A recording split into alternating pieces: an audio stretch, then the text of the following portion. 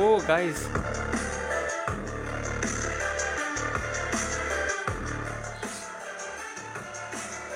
আসসালামু আলাইকুম। 4508 আশি সার্কিট এবং বিশু সার্কিটের কানেকশন দেখাবো। তো যারা নিজে নিজে এমপ্লিফায়ার বানাতে চান তারা আজকে এই ভিডিওটি দেখুন। তো চলুন ভিডিওটি শুরু করা যাক। তো যারা নতুন তাদের উদ্দেশ্য করে বলি, দেখুন বডির যে চারপাশ, সার্কিটের বডির চারপাশটা মাইনাস।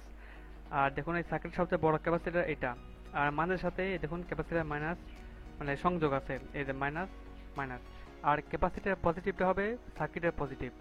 তার মানে ক্যাপাসিটর নেগেটিভটা 12 ভোল্টের নেগেটিভ আর ক্যাপাসিটর পজিটিভটা 12 ভোল্টের পজিটিভ। তাই আমি লাল আর কালো তার বাই করে নিচ্ছি। এখন সার্কিটের লাইন দিয়ে দেব। দেখুন আমি 12 0 12 3 এম্পিয়ার ট্রান্সফরমার ইউজ করছি এটার। এই দেখুন এই ট্রান্সফরমারের দুই পাশে দুইটা তার, এই দুই পাশে দুইটা ডায়োডের দুই প্রান্তে গেছে, আর মধ্যের তারটা ক্যাপাসিটর নেগেটিভ গেছে।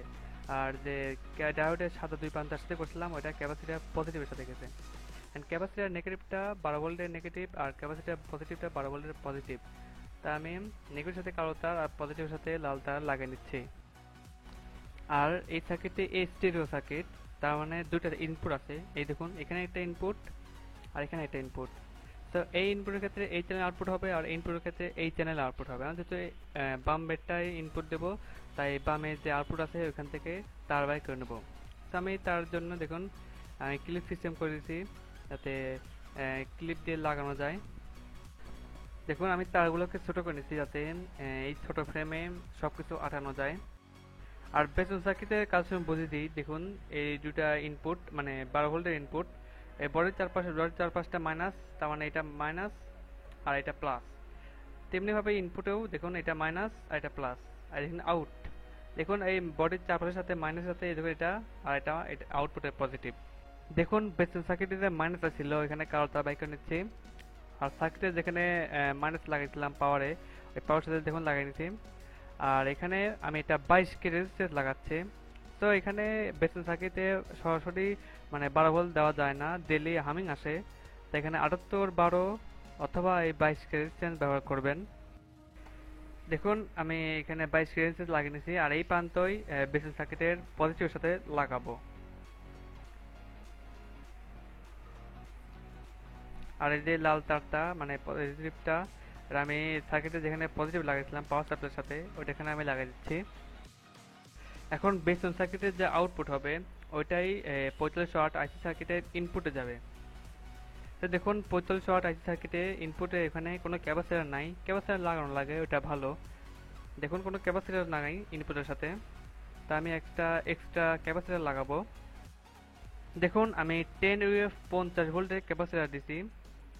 ওই ক্যাপাসিটর পজিটিভটা আমি এই সার্কিটের ইনপুটের সাথে লাগিয়ে দেব।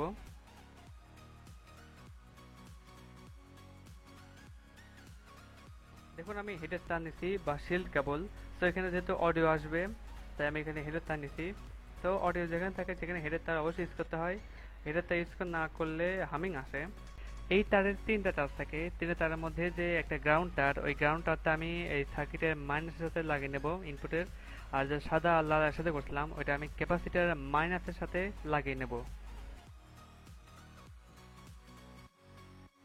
একইভাবে হেডের তারের যে গ্রাউন্ড তার ওইটা আমি বেসিন সার্কিটের মাইনাসের সাথে লাগিয়ে নেব। আর যে দুটো তার সাথে করছিলাম ওটা বেসিন সার্কিটের পজিটিভ আউটপুটের পজিটিভের সাথে লাগিয়ে নেব।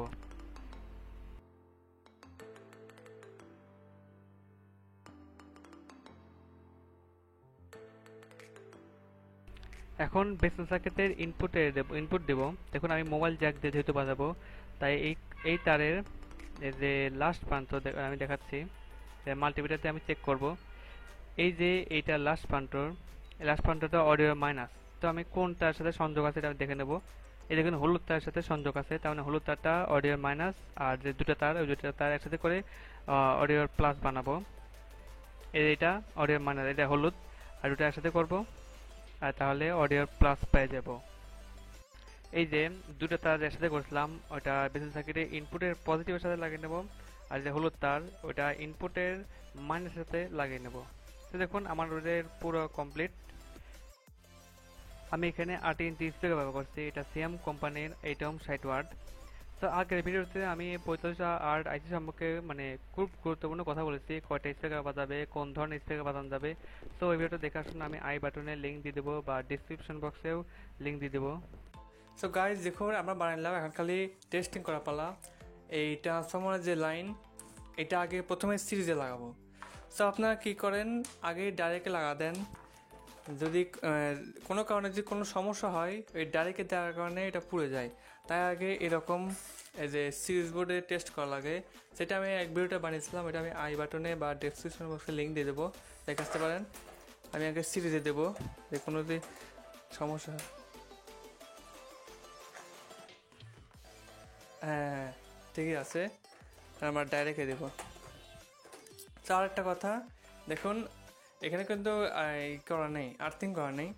আমাদের কেসিংয়ে কী থাকে, কেসিংয়ে আর্থিং করা থাকে, তাই কোনো নয়েজ আসে না। দেখুন এখানে তো নয়েজ আসবে, এই যে দেখছেন নয়েজ। এই নয়েজ থেকে বাঁচার জন্য কী করবেন, যারা কেসিং ব্যবহার করবেন না তাদের জন্য এই মাইনাস থেকে একটা তার এখানে মানে 3 ভলিউমে লাগা দিবেন, তাহলে আর্থিং হয়ে যাবে, তাহলে আর এরকম নয়েজ আসবে না।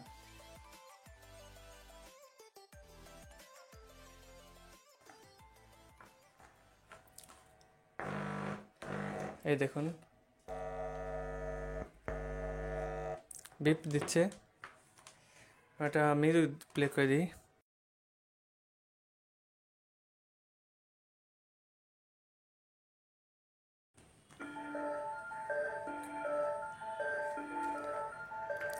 এটা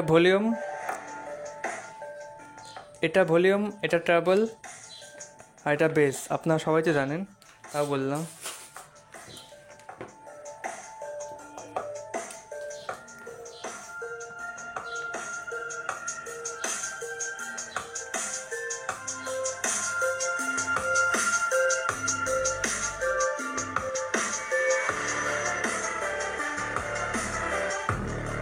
ও গাইস,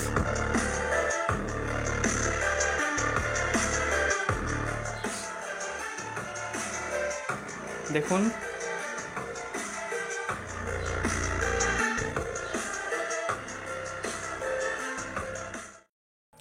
সো দেখতে পারলেন এই 4508 আইসি দিয়ে আমরা একটা এমপ্লিফায়ারই বানিয়ে দিলাম। হ্যাঁ, যাই হোক, আসলে এটা কানেকশন ভিডিও ছিল, 4508 আইসি আর বেসন সার্কিটের কানেকশন ভিডিও ছিল। সো এর আগের ভিডিওতে আমি এই 4508 আইসি সম্পর্কে কিছু মানে অনেক গুরুত্বপূর্ণ কথা বলেছি, ওটা দেখে আসুন। তারপরে এমপ্লিফায়ার বানাবেন কিনা এটা আপনার সিদ্ধান্ত। আমার আগে মানে পরামর্শ থাকবে, আগের ভিডিওটা দেখে আসুন, আমি লিঙ্ক দিয়ে দেবো ডেসক্রিপশন বক্সে।